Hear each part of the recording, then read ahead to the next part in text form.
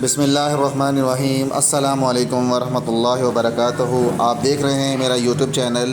دوستو، آج میں آپ کے لیے بہت ہی زبردست نالجیبل ویڈیو لے کر آیا ہوں۔ اس ویڈیو کو دیکھ کر انشاءاللہ میں امید کرتا ہوں آپ لوگ ان چیزوں سے بچنے کی ضرور کوشش کریں گے۔ فریج آج کل ہر گھر کی ضرورت بن چکی ہے اور تقریباً ہر گھر میں موجود بھی ہوتی ہے، لیکن کیا آپ کو پتہ ہے کون سی ایسی چیزیں ہیں جن کو فریج میں نہیں رکھنا چاہیے؟ اگر نہیں پتہ تو آئیے میں آپ کو بتاتا ہوں۔ اکثر کھانے پینے کی اشیاء فریج میں رکھنے سے محفوظ ہو جاتی ہیں، کیونکہ کھانے پینے کی چیزیں فریج میں رکھنے سے ان پر جراثیم تیزی سے نہیں بڑھ پاتے اور یوں فوڈ پوائزن سے بچا جا سکتا ہے۔ لیکن روزمرہ استعمال کی کچھ اشیاء ایسی بھی ہیں جنہیں فریج کے مقابلے میں عام درجہ حرارت میں رکھنا زیادہ بہتر ہوتا ہے۔ عالمی ماہرین نے ہمیں ان چیزوں کے بارے میں بتایا کہ جنہیں فریج میں نہیں رکھنا چاہیے۔ آئیے جانتے ہیں وہ کون سی چیزیں ہیں۔ پہلا نمبر ٹماٹر کا ہے۔ وٹامن سی، پوٹاشیم اور دوسرے اہم غذائی اجزاء ٹماٹر میں موجود ہوتے ہیں۔ ٹماٹر کو عام درجہ حرارت پر رکھنا ہی بہتر ہوتا ہے۔ جب آپ نے ارادہ کیا ہو کہ آپ 2 دن میں اگر اسے استعمال کر لیں تو اسے عام درجہ حرارت پر ہی رکھا جائے۔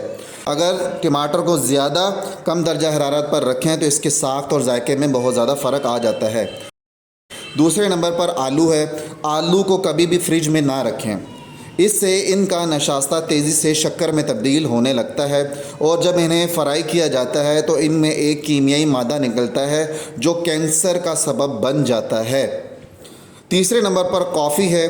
عموماً کافی کے ڈبے فریج میں رکھے نظر آتے ہیں، لیکن یہ کافی کو محفوظ کرنے کی درست جگہ نہیں ہے۔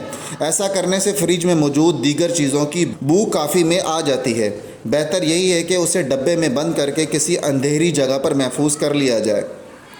چوتھے نمبر پر کیلے ہیں۔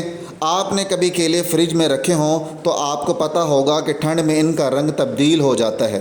کیلے عام درجہ حرارت پر ہی پکتے ہیں، لیکن فریج میں رکھنے سے ان کا پکنے کا عمل سست ہو جاتا ہے۔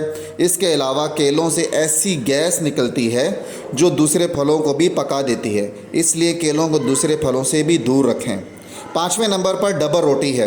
ڈبل روٹی فریج میں رکھنے سے اسے پھپھوندی تو نہیں لگے گی، لیکن ذائقہ چلا جائے گا، کیونکہ فریج میں رکھی ڈبل روٹی خشک ہو جاتی ہے اور اس کا ذائقہ ختم ہو جاتا ہے۔ عموماً ڈبل روٹی 2 دن تک عام درجہ حرارت پر رکھی جا سکتی ہے، البتہ فریج میں اس کی لائف 1 ہفتے سے بھی زیادہ ہو جاتی ہے۔